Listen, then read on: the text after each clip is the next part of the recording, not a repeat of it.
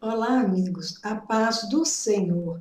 Dando sequência à nossa série As Parábolas de Jesus, hoje nós vamos falar sobre a parábola dos dois servos, o servo bom e o servo mau. Essa passagem se encontra em Mateus, capítulo 24, versículos 45 a 51, e também em Lucas, capítulo 12, versículos de 42 a 46. Vamos ler a passagem de Mateus. Quem é, pois, o servo fiel e prudente, a quem o Senhor confiou os seus conservos para dar-lhes o sustento a seu tempo? Jesus começa fazendo uma pergunta. E ele fala sobre um servo prudente e fiel.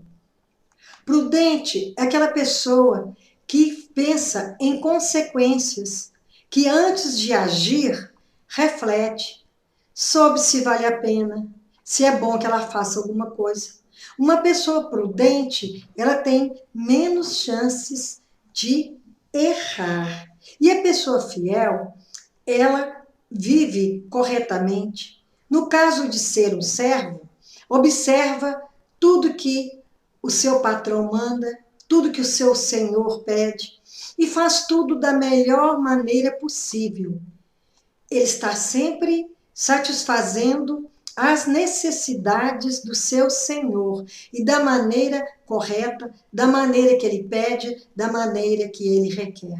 Esse é o servo bom, é o servo prudente. E o Senhor pergunta: quem seria esse servo a quem poderia ser confiado tudo, todas as necessidades de seus empregados, e que não precisaria dele estar presente para que ele cumprisse todas as formalidades, todos os serviços fossem resolvidos, todos os problemas fossem sanados, sem que ele precisasse ficar tomando conta, vigiando. Então, o servo bom, o servo fiel, o servo prudente, ele ajuda muito o seu senhor, o seu patrão, para que tudo dê certo no final. Então, o Senhor, ele mesmo pergunta, ele responde que bem-aventurado é aquele servo a quem seu senhor, quando vier, achar fazendo assim. Então, suponhamos que o senhor desse empregado se ausenta, mas ele vai voltar. E quando ele voltar, de surpresa, ele vai encontrar esse encarregado fazendo tudo da maneira correta, tudo que ele pediu está de acordo, ele resolveu todas as pendências e também ajudou os seus companheiros que estão sob o seu comando e não deixou lhes faltar nada, nem materialmente, nenhum tipo de ajuda, então tudo deu muito certo. Vamos colocar no ponto de vista espiritual. O Senhor é Deus. E ele nos comissionou, como seres humanos, a levar a palavra, a pregar o evangelho, para que pudéssemos ir pelo mundo levando a palavra e também através da palavra aconselhando, exortando quando necessário, porém com amor. Então, conhecendo a palavra de Deus, nós temos condições de fazer a vontade de Deus. Quem não conhece a vontade do seu Senhor, como vai agradá-lo? Como pode fazer algo se não sabe o que esse Senhor quer? Então, nós não sabemos quando acontecerá a volta de Jesus. Então, nós não podemos viver relaxadamente, pensando, está demorando, quantos já morreram e que também aguardavam a volta de Jesus. Nós não podemos pensar assim. Nós não sabemos a hora, porque o tempo de Deus é diferente do nosso. O nosso tempo, o tempo humano, ele se chama Cronos, que deu origem à palavra cronologia. Mas o tempo de Deus é Kairos, é um tempo que não se enquadra no nosso tempo. Então, desde que Jesus se ascendeu aos céus, a promessa de sua vinda permanece constante. Não mudou. O Senhor vai voltar conforme prometeu. Mas nós temos que viver como se ele fosse voltar agora. Porque não podemos estar desprevenidos. Porque nós não sabemos o tempo nem a hora. Então, nós não podemos nos relaxar. Principalmente com a obra de Deus. Temos que fazer com prudência, com diligência, com muito amor e da melhor maneira possível.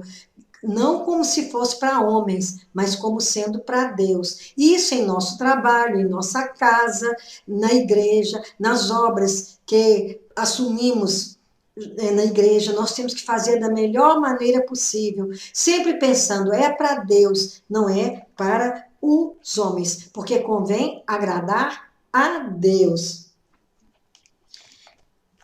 Em verdade vos digo que lhe confiará todos os seus bens. Do ponto de vista prático, terreno, quando um patrão se ausenta e deixa um encarregado de cuidar de tudo, se ele fez tudo da maneira correta, se ele agiu bem com aqueles que estavam trabalhando ali com ele, e ele fez tudo da maneira que não prejudicou o seu senhor, não prejudicou a questão financeira, a questão material, não deu prejuízo nenhum, pelo contrário, aquela empresa até prosperou durante a ausência daquele senhor, então ele vai compreender que pode deixar tudo nas mãos dele, pode colocar muito mais compromisso, muito mais atividade, muitas coisas que só ele, como patrão, fazia, ele pode deixar para ele fazer, porque ele é de confiança, e ele vai crescer na empresa, ele vai galgar outros cargos mais elevados, porque ele é de confiança, ele está sempre fazendo algo que ajuda a firma, ajuda aquela empresa, nunca vai estar prejudicando. Mas se aquele servo, sendo mau, disser consigo mesmo, meu senhor demora-se. Também a gente colocando no plano espiritual, eu já ouvi muita gente dizer, Jesus não vai voltar não, isso é lenda, porque não conhece a palavra. E Jesus mesmo disse, na palavra, através da palavra, Deus disse que meu povo sofre por falta de entendimento, isso, de conhecimento. Isso é lá no livro de Oséias, porque a pessoa que não conhece a palavra de Deus é uma pessoa que não faz a vontade de Deus por desconhecimento. E aí ela erra muito, ela peca muito. E todo pecado, toda transgressão tem consequência. Sempre consequência ruim, porque o pecado, ele deixa marcas, e o erro também deixa consequências. Então, é contra nós mesmos. Então, aquele que acha que Jesus está demorando ou que não existe nada da volta de Jesus, é só ler o livro de Deus, ler as Sagradas Escrituras, que lá está apontando os sinais da volta de Jesus. E são tantos sinais evidentes que Jesus está voltando, que a sua volta está próxima. E mesmo não sabendo nem o dia nem a hora, temos que estar sempre vigilantes, confiantes no Senhor e fazendo a vontade dele, nunca fazer nada relaxadamente, porque nós podemos ser surpreendidos. E também não é só com a volta de Jesus. Quantos que morreram antes de Jesus voltar e que vão prestar conta de seus atos? Então, mesmo achando que o Senhor está demorando, para Deus não existe esse tempo nosso. Deus sabe a hora que seu filho vai voltar e nós estaremos na presença dele prestando contas de tudo que fizemos, de bom e de ruim, nós vamos ter que responder por tudo. Então, temos que viver como se fôssemos morrer ou Jesus voltar hoje. Então, nós temos que observar, sermos prudentes. Como diz a palavra, nós temos que ser prudentes, temos que ser simples como as pombas, mas temos que ser também sagazes como as serpentes, porque ela está sempre pronta para se esquivar e também para atacar. e passará a espancar os seus companheiros e a comer e beber com ébrios. Virá o Senhor daquele servo em dia que não o espera e na hora em que não sabe. Então, o Kairós de Deus tem a supremacia sobre o Cronos, sobre o nosso aqui na nossa vida prática. Ele achando que seu patrão ia demorar, esse é o servo mau, e como começou a fazer tudo errado, começou a beber, começou a espancar os seus companheiros que estavam sob seu comando, e qualquer coisa esbravejava com eles, foi perdendo a amizade e a confiança daqueles que estavam ali para cumprir as suas ordens, e ele foi ficando uma pessoa desacreditada, não mais uma pessoa amada pelos seus companheiros, mas todos estavam com desconfiança e até com medo dele, com medo do que ele pudesse fazer contra eles a mais, porque quando a pessoa vai por este caminho do erro, pelo caminho errado, não há limites para ele. Então ele já estava espancando, ele já estava bebendo, já estava andando com más companhias, então ele já estava sendo mal aconselhado. Então ele está no caminho do erro, e no caminho do erro não há limites.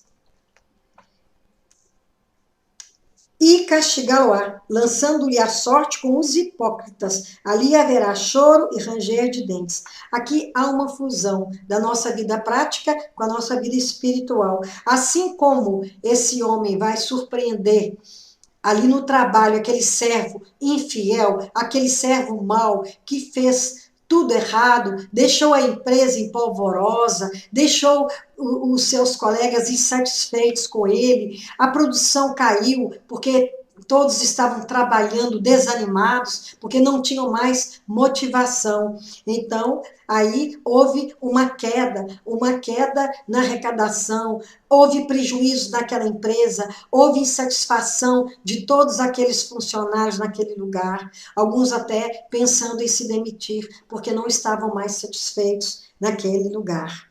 Então, aqui agora na parte espiritual, lançando-lhes a sorte com os hipócritas. Quem são os hipócritas na Bíblia? Os fariseus eram chamados de hipócritas, eram chamados de sepulcros caiados, porque por fora eram pessoas bem vistas, que pareciam ser pessoas sérias, que praticavam a vontade de Deus, mas na verdade eram hipócritas. A aparência externa era uma, mas no interior deles era como no interior de um túmulo, era cheio de podridão, era cheio de mau cheiro. Então, a vida dele externa nada tem a ver com o seu interior, é só a aparência.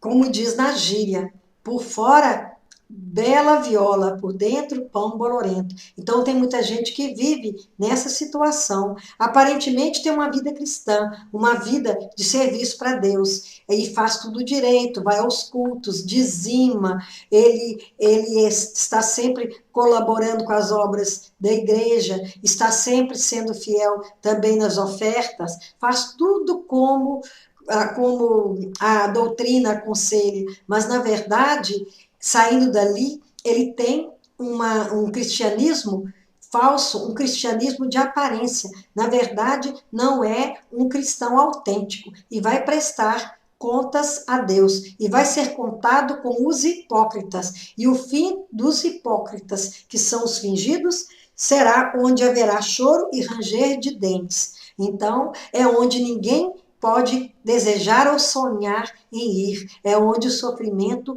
vai ser terrível, onde os hipócritas vão sofrer eternamente, porque o lugar deles é com as pessoas que não seguiram o que Deus queria para a vida deles. Porque aqui, nessa parábola, não está falando de ímpios, não está falando de pessoas do mundo, mas está falando de dois servos. Então, é um servo que fazia tudo direito e que poderia o seu patrão chegar a qualquer hora, que ele ia estar fazendo tudo da maneira correta, e o servo mau, que achando que o seu patrão, o seu senhor, tardava e que ele estava perdendo tempo de ser tão correto e de estar ali se sacrificando naquele lugar, naquela empresa, e que o Senhor estava demorando e que ele tinha que deixar, sair para o descanso, para o lazer, para a esbórnia, e que depois ele voltaria ali, colocaria tudo em ordem,